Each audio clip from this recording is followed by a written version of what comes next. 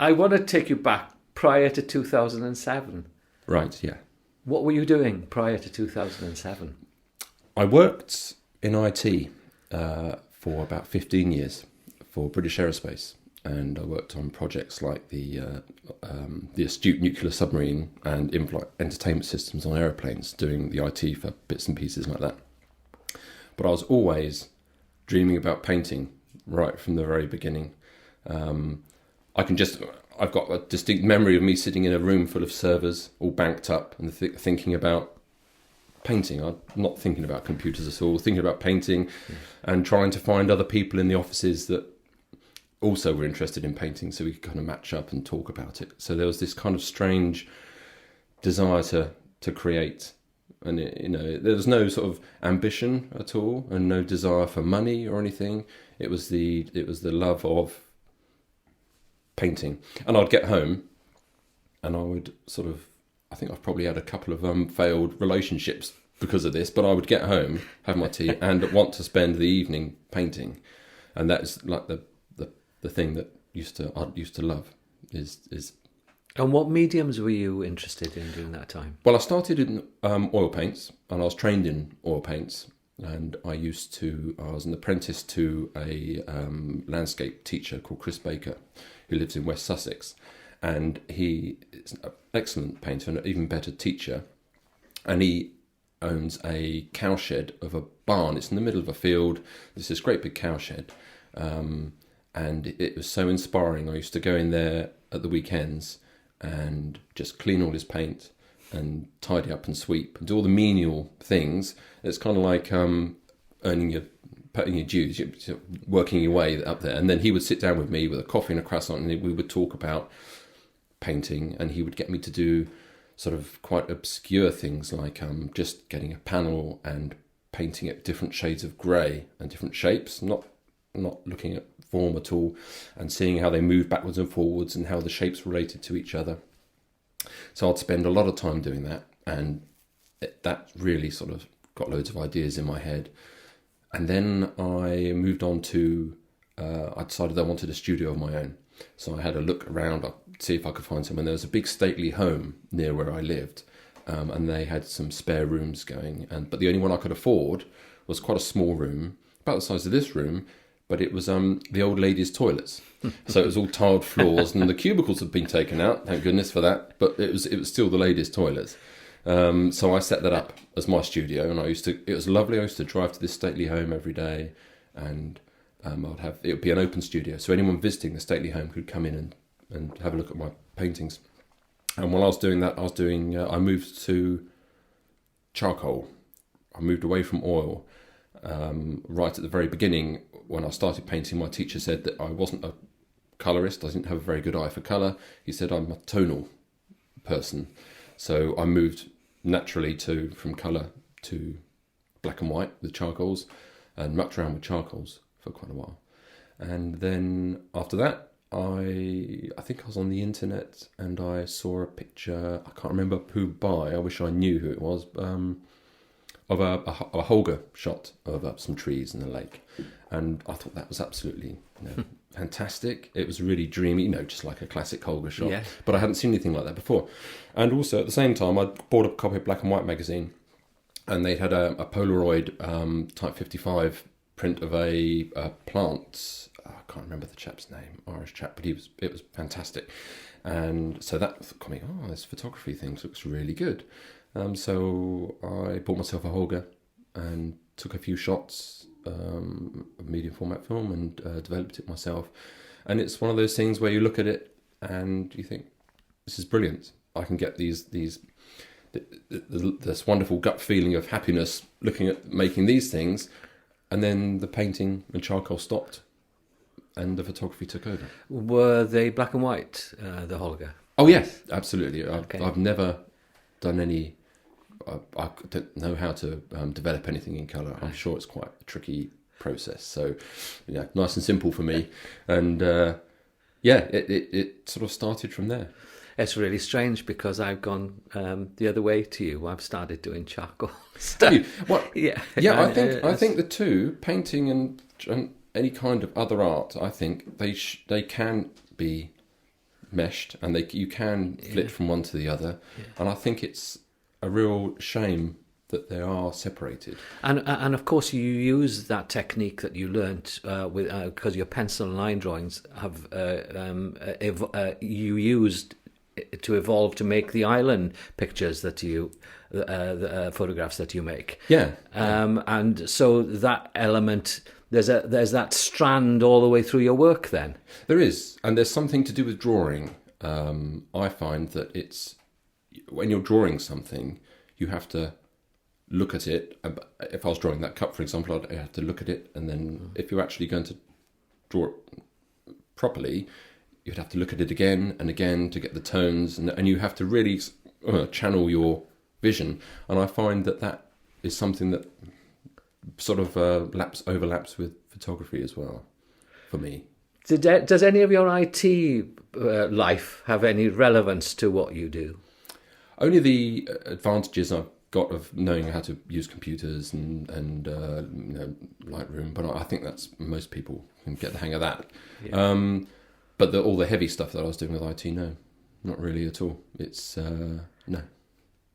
And so 2007, you start. It's really strange. Poppit is a kind of weird place for me because my cousins of mine lived in Cardigan, so they would go to Poppit Sands during the summers, and I remember going there as a child with them and playing on the beach there. And Poppit is weird as well in Wales because it has this English name. It's an anachronism in the middle of all this Welshness. Yeah, and did you move to West Wales? When did you move to West Wales? Was it prior to 2007? We moved in 2007. Right. Because after my time working on IT, I had these plans to become full-time photographer. Mm-hmm. And so my wife and I thought, right, where can we go somewhere where we can afford a house, afford to raise a family, and be surrounded by something that's inspiring. So we looked in quite a few places, and then we came here and we thought, this is fantastic. I didn't know anything about Poppit at that point. Mm-hmm. So we moved here, and then I started doing the rounds of all the local beaches and trying all the landmarks, like I'm sure virtually every other landscape photographer that comes around does. I got into a gallery in Cardigan. I thought, right, this is great. They started selling my stuff. But the owner of the gallery said, why don't you go to Poppit Sands? So I went to Poppit Sands, and it was just luckily it was an evening when there was a low tide, and it was it was perfect, and I got photographs at that time that I'd never had before, like of before. So it's serendipitous. Absolutely, it's pure chance. It could have been any beach. Yeah. I know that Poppit is a lovely beach, and it's enormous and everything. It's got lots of great features, and it's got free parking, which is really, really important. It is, because I mean, if I think it feels like if I'd have to pay £2 or something for parking every time I'd go there, I would have spent thousands by now, and I might have even thought twice about going out there quite so often. So having free parking was quite a bonus. But there's so many lovely beaches that it could have been any of them. But it's Poppit that I went to. I got those shots, and crumbs, it's such a long time ago now. And it really, it wasn't like a eureka moment or anything. It was just like, right, so I can keep on going back to this place, and it can keep on giving. Did you initially, when you went there, did you photograph the vista, or was that what pulled you to begin with? Or I mean, how did you discover Poppit, Mike Jackson's Poppit Sands? Well, the landscape itself. The first few times I went there, probably the first few months I went there, it was standard landscape shots.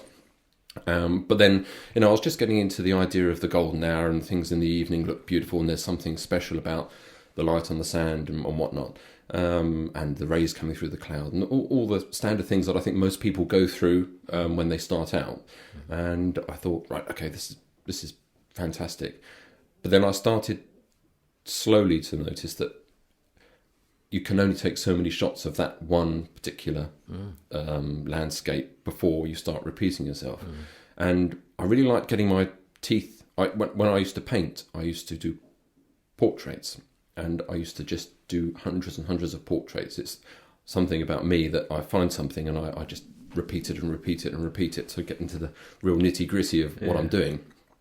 But I found with the photographing one particular place, I found that it was a bit limiting. I couldn't do it with just as a normal landscape. And I also noticed that the sand, the bottom half of the picture was moving and changing all the time, but the top half was, apart from the sky, it was pretty standard. So I found the camera slowly tilting down, and then I started finding that all my shots were not, well, they are including the sky, but it's all in the water. Yes, as reflections. Yes. Yeah, and it's like a gradual movement, and then I probably within a year I was just concentrating on things that were happening on the beach rather than the beach itself. And of course, your time was limited because you were waiting for low tide. I guess, from my knowledge of Poppit, you have to wait for low tide before you get those wonderful shapes you get in the sand. Yeah, well, it's I really limited myself to the most basic elements that I could, partly to make it as simple as possible for me, because I found there were so many variables anyway that if I started mucking around with other things like different films or different lenses or different cameras, I wouldn't have this solid core of something to grab hold of. So I kept it to the same film, the same camera, same lens, and the same time of day, it worked really well for me, and I could gauge things and balance them off against each other because I knew that I was using exactly the same things all the way through. But then I found that's good up to a point, but it's also quite limiting up to a point. So I started changing the times of day that I went, because before I could only do low tide, as you said, and in the evening, and that's a pain. Absolutely. And I'd be sitting at home. How many times a month? About 3 or 4 times something a month? like that. And I'd be sitting at home so frustrated. And also, when I got there, I would be desperate to get as many rolls done as possible, because I thought, right, this is the only time I got it. And I wasted so much time, and I wasn't relaxed. Not that I really am ever relaxed when I'm there, but I wasn't as relaxed as I should be. I wasn't concentrating as much as I should be. And I'd be dreadfully disappointed if I'd go there and my camera would jam, or it started to rain. It'd be a real punch in the stomach. But so I thought, right, I've got to try other times of day, because there's low tides. If I can find a way of doing it at other times of day, then it opens up Poppit completely to me all through the year. And then going there over and over again at different times of day brought up all sorts of other problems, because there'll be a lot more people on the beach, and there'll be shiny, all the lovely reflections that I liked, they were all disappeared. So, but then I started discovering things that I really enjoyed because of those problems. Yeah, there's one particular shot I like. You've got, I was looking at your website, and there's a lovely shot of those lovely abstract shapes in the sand, and you've got the dog marks going across. Now that's so. I mean, because dogs are a nuisance on a beach to photographers sometimes. They were a nuisance when I started. Yes, that's and I used to hate it, because I'd get everything cute, sort of lined up, and it would be fantastic, and then this dog would run past and start licking me, and but it's one of those things, and it's happened over and over again, where I found that if you come across a problem that is really irritating, it's so much better to be able to get that problem and make it something rather than avoid it. Absolutely. So I found that with the dog footprints and human footprints, they were all over the place. I found they make really interesting points of interest, and they can really make a composition, I find, rather than break it. And I quite like the fact when they've broken some of the pretty patterns up. I began to find that the patterns can look a bit too beautiful, if that's the case. But and to have footprints there, and dog footprints, even dogs carrying sticks and dragging them through and making marks in the sand, I found that sort of added a lot to it. So I started getting really fascinated about it. It's almost like Chinese, Japanese painting with these wonderful black marks. If you print them really high contrast, they look almost like writing in the sand. Yeah.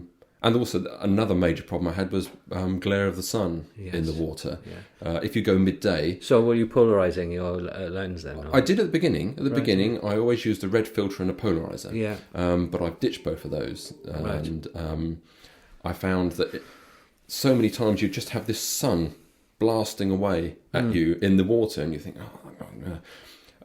But then I started getting into looking at the negative of the prints, and I realised that the sun just looks fantastic in the water when it's a negative. It's this wonderful black dot, which looks really spectacular to me, anyway, and looks unreal. So then I realised, well, actually, this thing that could have been a major problem and was a pain in the backside can be sort of changed and made into something that is a feature that makes me excited about it. Yeah, it's interesting you're talking about Japanese stuff on the ground, because of late...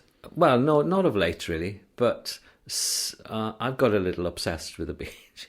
Yeah. And I find there's one particular beach I go to, and as the tide recedes, you get the tide and the water makes very thin lines in, and if you get a mixture of black and sand-coloured sand, you get these amazing vistas that happen on the sand. Really? And I've become quite obsessed with them. Yeah. And they look very Japanesey. They are in a kind of Japanese style of mountains and ridges, and you get thin lines of plastic as well. Bits of and it is astonishing what you can see beneath your feet. Yeah, yeah. And maybe it's a lesson all photographers should learn. They should look beneath their feet. I think people say that.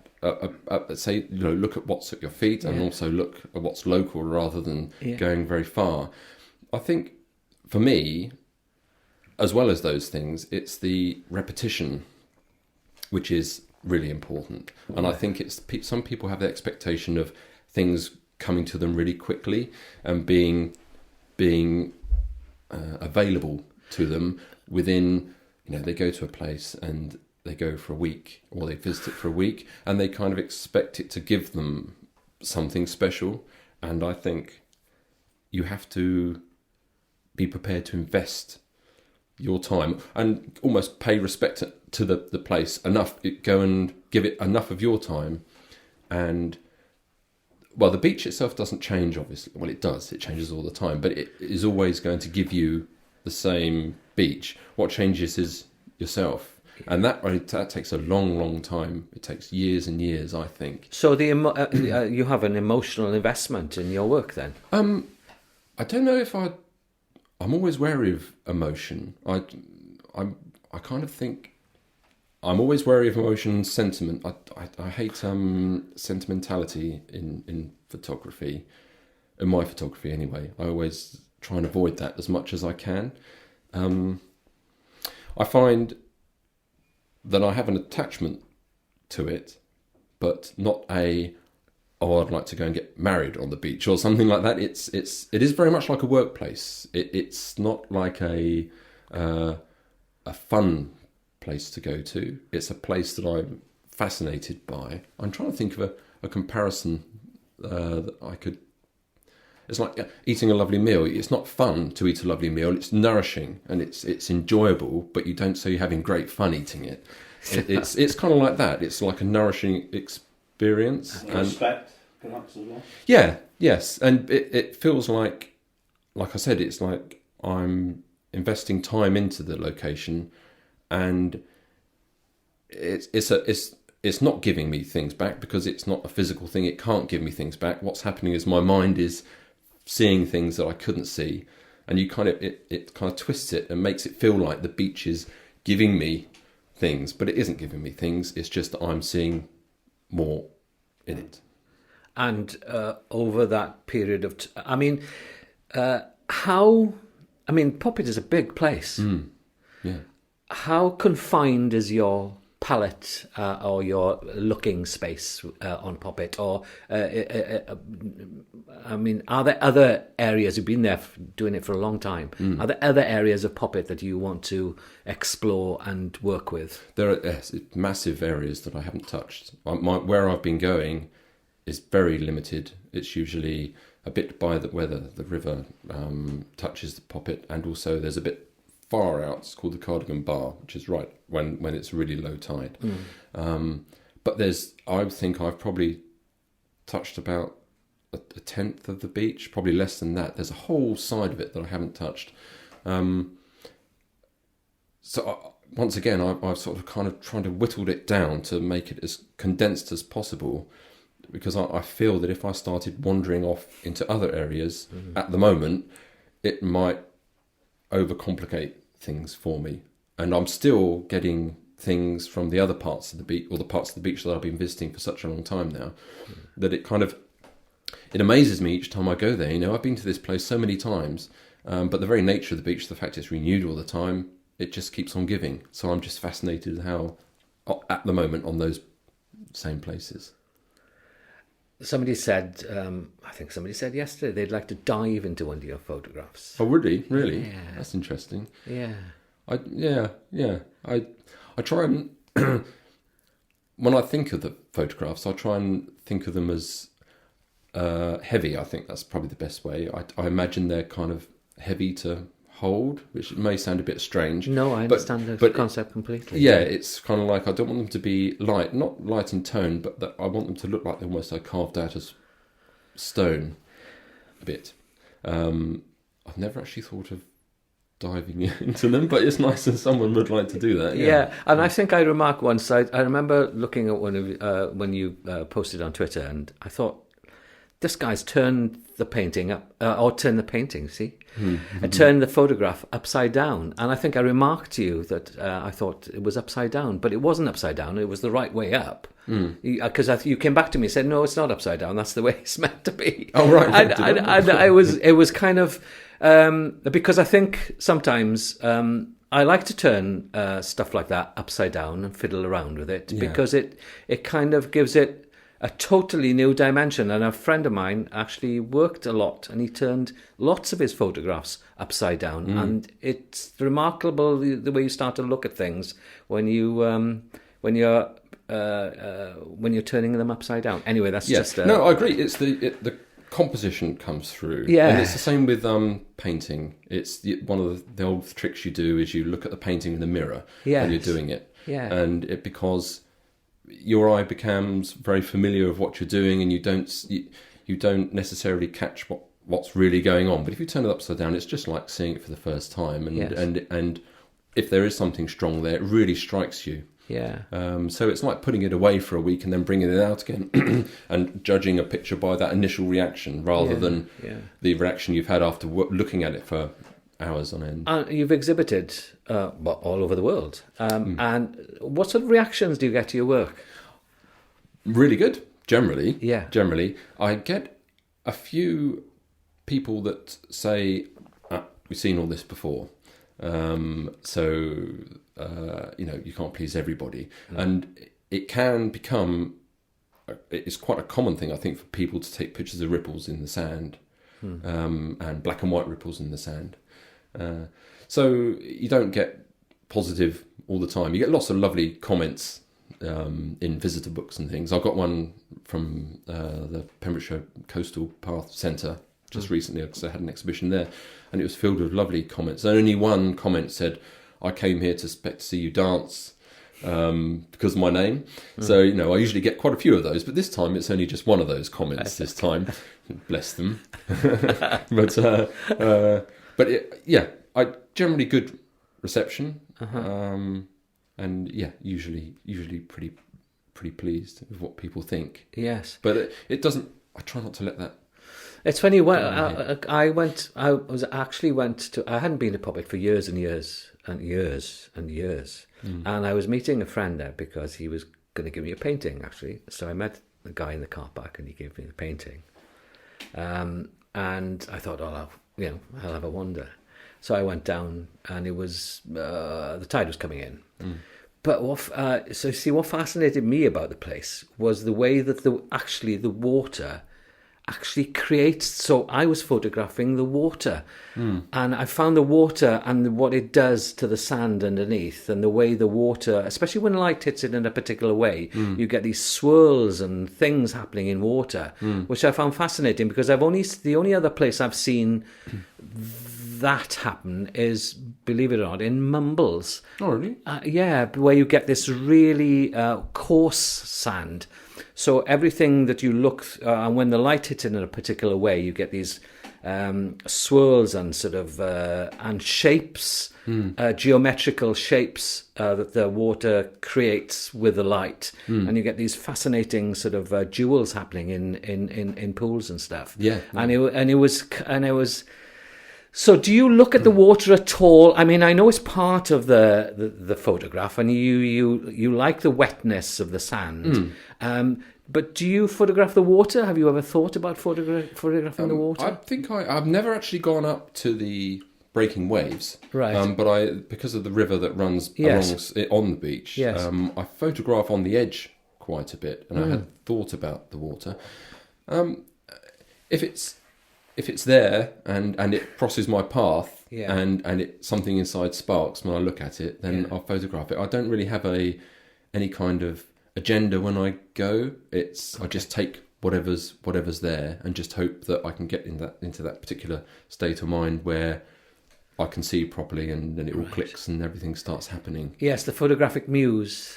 Yeah, it takes a while sometimes. Yeah. Sometimes it happens straight away. There's no rhyme or reason about it. I quite often find the first shot I take is rubbish, and then it all sort of starts working after that. Sometimes nothing happens at all. Every now and then, sometimes the first shot's the only one that's worth keeping. There's no rule at all. But I'd certainly find that I get into a certain state of mind on the beach when it's almost like tunnel vision. I only realised this a couple of years ago, and it's all this thing about realising what's happening to yourself when you're actually out there taking photographs. You're being self-aware of how you're reacting to it. And I realised that I get this kind of strange tunnel vision, and I get it when I'm in a stressful situation where I kind of channel like that. If I'm in a room full of strangers and I'm in a nervous situation, I don't recognise anybody either side of me. I get this tunnel vision. It's a bit strange, but I also get it when I'm working well on the beach, and it's kind of like you see something, and wherever you look, everything seems to work. Yeah. Whereas if I wasn't thinking that way, then it would be I'll be groping and looking and setting things up and going, oh no, that's not right. But when I'm in that state of mind, I find it's fantastic. I can move from one spot to another spot to another spot, and all of the compositions seem to naturally fit and slot into the frame of the camera as I put it down, and wallop, great, snap, wallop, great, snap, rather than putting it down, oh no, putting it down, oh no. Do you, all handheld, or do you do tripod stuff? It's all tripod. I spent some time doing handheld. I thought, I was trying things out, and I thought, right, handheld would be free, or make me freer, or make it faster. But I found that my focusing wasn't as good when I was having to handhold it. So I found with the tripod, it's obviously steadier, and I could just spend a few seconds more getting the focusing just right. Yeah. So I found there's a chunk when I did handheld that just don't look right. So they're kind of like being discarded. So that was about a year or so of my life wasted. And I went back to tripod again. Right. And everything seems sort of so much better. The medium format. Why medium format? What is the je ne sais quoi about medium format? Well, I started medium format, especially with the Hasselblad, I think, because right at the very, very beginning, I was like Charlie Waite, and I thought, Charlie Waite, and you see his film with the Hasselblad, and you think it's like that little bit of hero worship that I think a lot of people go through. And then he had this wonderful Hasselblad, and I thought, yeah, that's what I've got to go for. And I got one eventually because they're pretty cheap.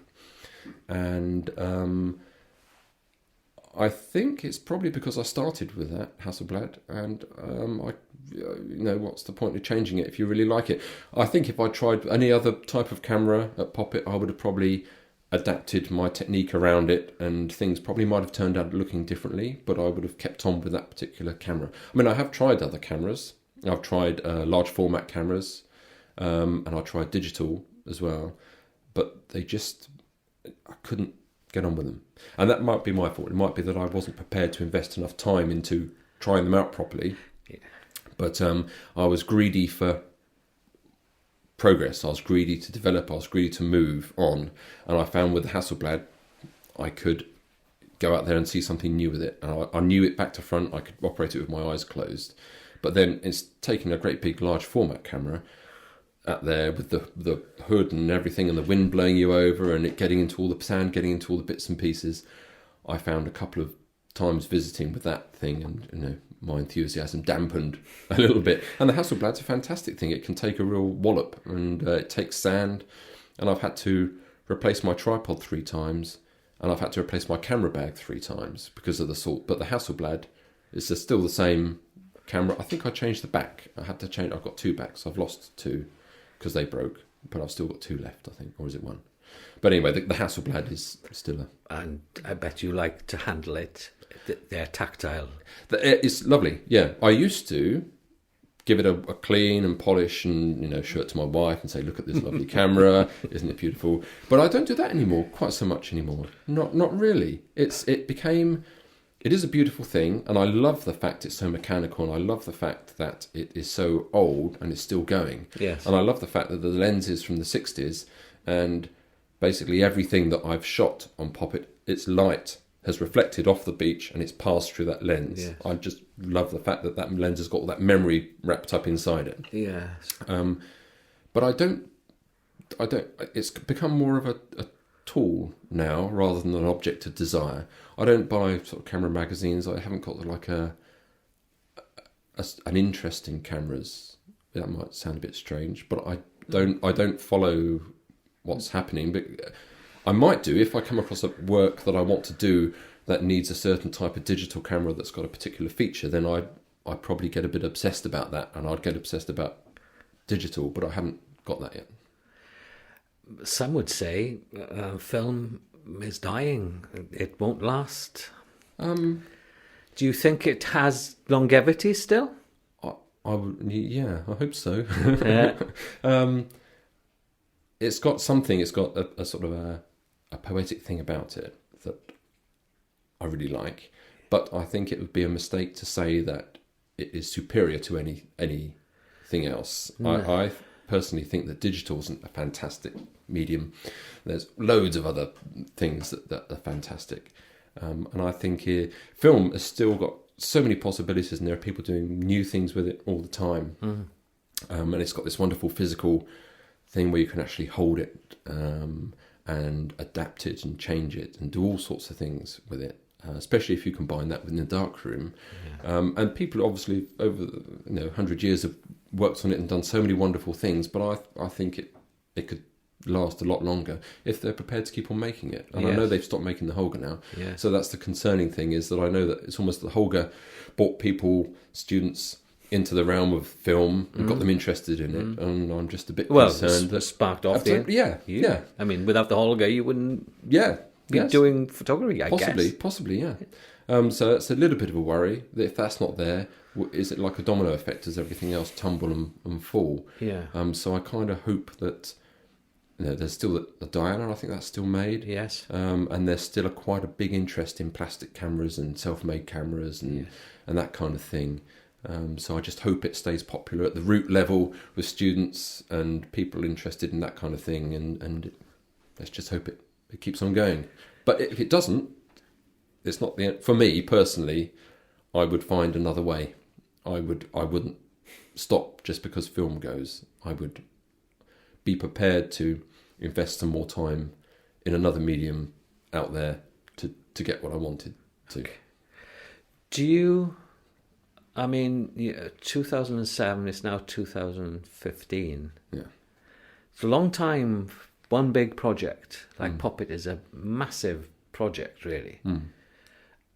How many? I mean, I know it sounds like a trite question, but how many images have you created in that period? I have no idea. Absolutely no idea. Do you go back at all and look at stuff that you've done? Do you go back to your negative archive and look? Sometimes I do. I've loads. I think it's probably when I go out there, I usually take a maximum of 3 rolls of film. Sometimes if I'm really on fire, it's like 5 rolls, but that really happens very rarely.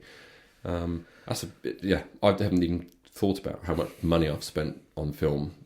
So I've got no idea. But I know, because I scan everything into Lightroom, just as I scan things into Lightroom and I just keep it as a catalogue in Lightroom, that I've got about 400, 500 ones that I'm really pleased with, that I'm prepared to print and get out there. But how much of a percentage that is, I don't know. Do you when you've been out on a shoot to Poppit, or do you come back and immediately process the film, or do you leave it for a while? I don't have much choice. If I got about 2 or 3 rolls, I only do one at a time, and it's quite nice. I won't do it immediately, but I'll do the first one within a few days, hopefully, and then by the time I get to the 3rd roll, I'll just be developing it, and then I'll just be ready to go out again. So it kind of means that I've always got an interest. Something's happening on Poppit, whether I'm there or not. I'm either out there or I'm working on the film. I think if I try and develop them all in one go, that would leave me too big a chunk of time before I could get out there again. Right. So jumping there to darkroom. I used to spend, as a student, I spent hours in the darkroom overnight in darkroom, just experimenting with stuff. So how long do you spend in the darkroom? Well, every day. It's not just a darkroom for me. It's like a place I can just shut the door. It's your shed, really. Yeah, it is. Yeah, it's a man cave type thing. Yeah. I can do anything I want in there. And that's really important for me, because when I'm mucking around and doing stuff with any of the other work that I do, I do sort of tend to try ridiculous things, or anything that pops into my mind. I'm in there from 9 till 4:30 every weekday. And if I get in at the weekend as well, I'll get in there. But that's not always with chemicals. And that could be sometimes just sitting there and thinking about stuff and trying to figure out why on earth something went wrong, or what should I do with this particular print. Do you keep notes of everything you do? No, I don't. Or maybe I should, but I tend to remember everything. I was asked this question recently. I can't remember who by, but I generally in life I'm useless with things. I can't remember. If you asked me the villages around where I live, I couldn't tell you. And people's names I'm awful with as well.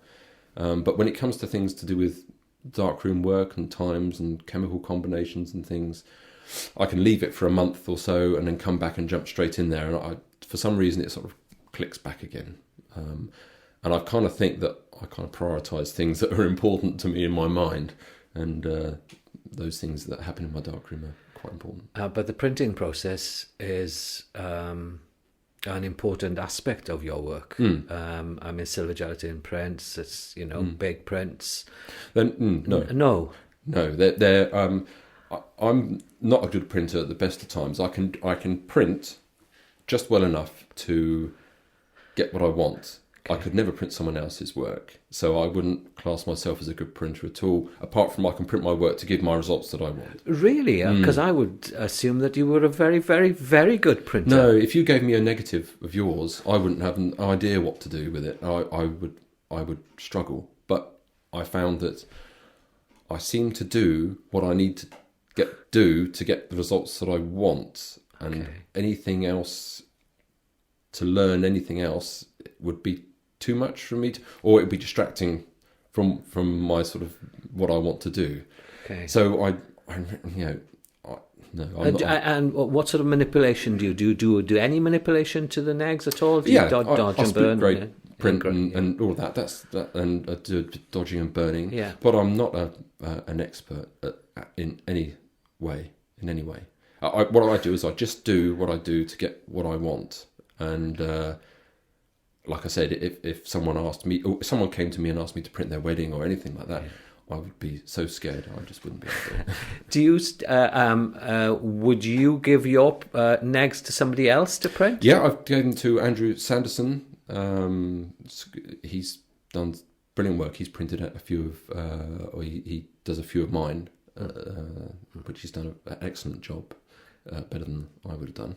And yes, I did. When I was in London, I gave a lot of my negatives to a printer there who's printed for Linda McCartney and loads of people, and for big galleries there, and he printed them for me as well. So yeah, I give them out sometimes. So did you learn anything from their processes that you... No, I saw them do well, I didn't see Andrew do his work, and this other chap, he didn't, I wasn't around when he did his, but I came to the conclusion after seeing the work that I want to print my own work. Andrew's prints is something different, but my other work, I like to do it. It's like the best way to describe it, it's like writing a song and singing it yourself rather than writing a song and giving someone else to sing for you. Yes. You want to be able to do it, and I get such a sense of satisfaction looking at a print, knowing that I've done it right from beginning to end, even though it might have taken me ages and I might have made so many mistakes to get there. Mm-hmm. At least it's like a honest from me. Yeah, if that makes sense. It does, very much so.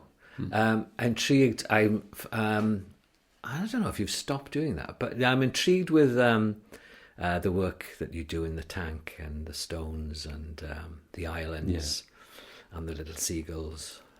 Little seagulls. Those are breadcrumbs. Yeah.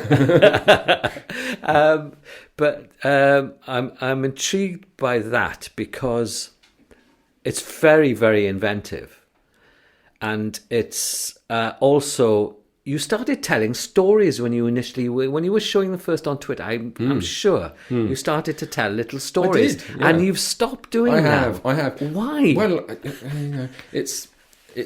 I used to create these things, and I used to love naming them because I used to name them after people that helped me and it's such a nice thing to be able to do, to say, I'm going to name this print after you, and it's like you're naming a rock structure or a cliff after someone, and people like it, and yeah, it's really nice. And I found that I was thinking, because it was all based around children and how children think. Because that's the way the whole thing started with it. It was listening to your kids, I guess. It was, yeah. Listening to my kids on the beach and them talking about things, and also that married up with a kind of blending in from ideas from Poppit Sands and a blending in from pure chance, me walking up. There's a lane up close by called Badger Lane that's full of loads of rocks, and I've said it in my films and whatever. Yeah. But it's a mixture of all these things all came together, and it's one of those things where just by pure chance everything happens together, and it's down to the kids talking to you and opening your eyes up and them seeing the world in that particular way. And I thought, wow, great, okay, I'm producing these images, why don't I start a pretend Twitter feed? Pretending that. So I found a picture of my great grandfather's old photo, and I put that up, and I made up some name, some voyage, and I started doing that, and I loved doing it. But then I found it started getting a bit.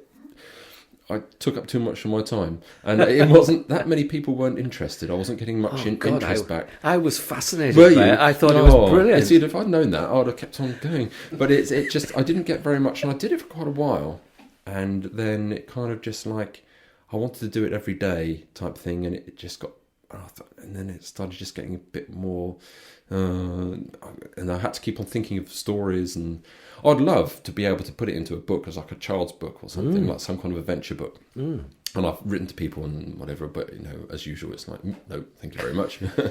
So that kind of, it's a shame. It kind of sort of dwindled away. That bit.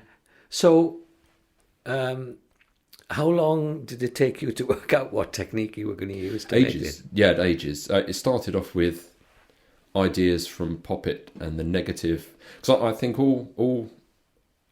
I'm becoming slowly of the mind that I personally don't have individual projects. I find that everything all blends and melds into one. If you see the Poppit work and you see the child's landscape work, what you don't see is all the blending in that the two do from Poppit that sort of morphed into becoming the child's landscape. And I've got loads of photos of abstractions and Poppit abstractions mixed with other negatives and all sorts of strange things. And then suddenly I started taking pictures of the rocks and taking drawing at on the beaches and around the cliffs. And it does take... You never really know which direction it's going to go. You just kind of do what it feels right, and you sort of follow your intuition. And so it does take a while, but I wouldn't say it's a rule. I wouldn't say, it's going to only be a good idea if it takes you months to develop it. It's just one of those things that either happens or it doesn't. Yeah. I read somewhere that you use bread. Yeah, that's right. Yeah.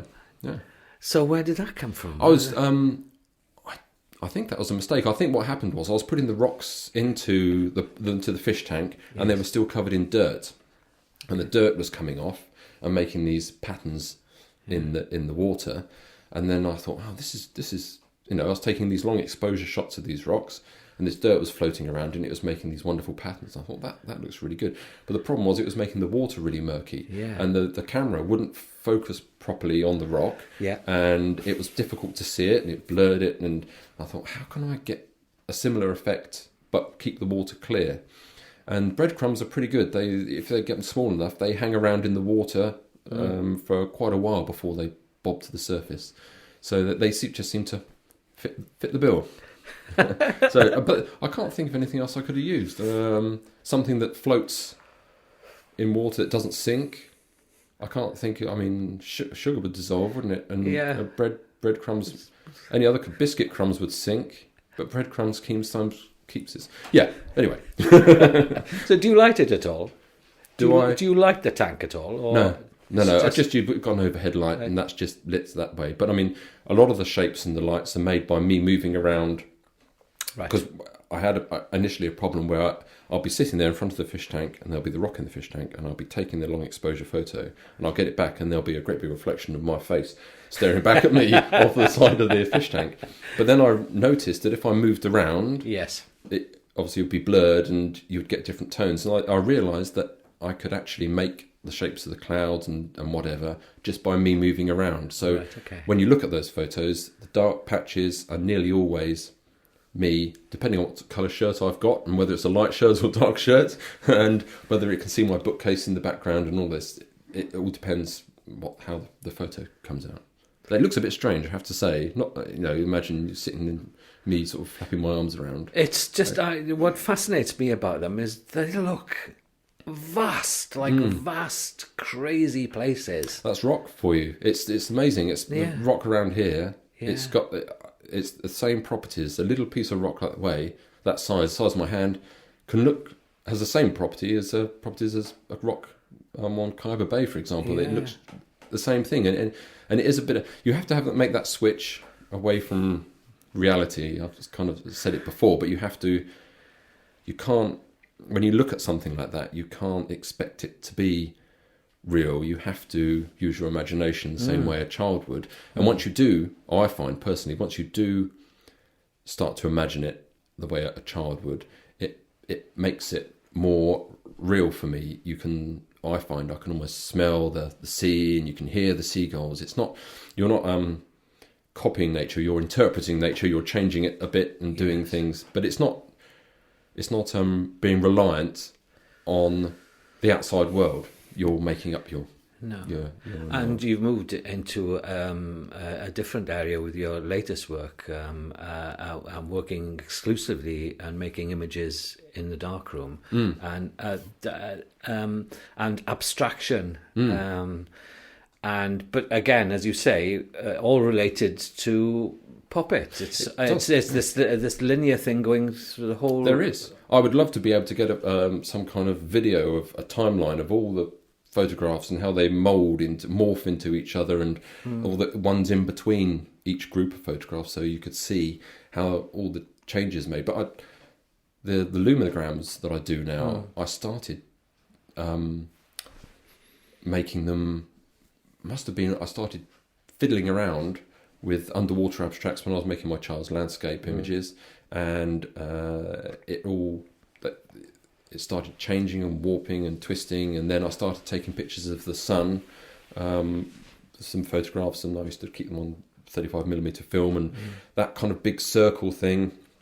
I started getting those images and printing them and adapting them and changing them, and through the printing process and messing around and creative play, I ended up with loads of bits of photo paper, like test strips that I wouldn't use, and so I started just sort of playing around with ideas that I'd got from a child's landscape and Poppit, and it kind of morphed and changed and warped and started giving me results, and it comes back down to being aware of how you feel when you strike gold, or your own personal gold, and knowing that that excites me, and being able to really focus on that and move away from everything else and understand why you like that particular thing. It's kind of like if imagine you're taking you see candles, or for example, I was thinking about this the other day, and the best way to describe it. But if you say you see a candle and you think, oh, that's beautiful, the candle, I love the look of that.